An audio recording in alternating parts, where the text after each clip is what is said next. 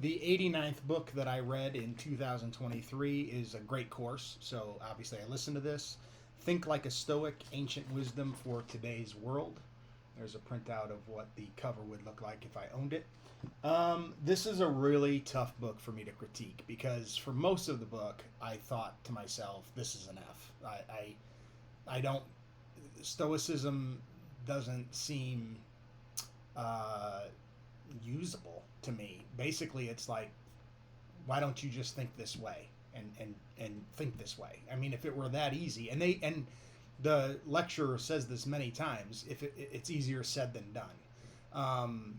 But then in real life, I started using some of the Stoic practices that I was learning about, probably because of the repetition. So I still can't give it higher than a C minus, but because of the repetition, it did rub off on me a little bit. So perhaps immersing yourself in Stoicism is the way to go.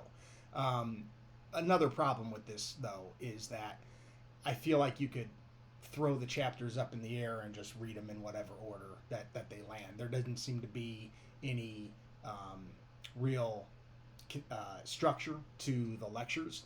And I think that the fact that he feels the need to introduce Marcus Aurelius in every single chapter, he constantly is introducing who he is in every single chapter. Like by the 32nd chapter, I think I understand who Marcus Aurelius is. So they really just seem disentangled chapters. So I don't really recommend this lecture at all. I think that you could read the Wikipedia entry on Stoicism and probably get just as much out of it. So I would give this a C minus. It was 11 hours to read.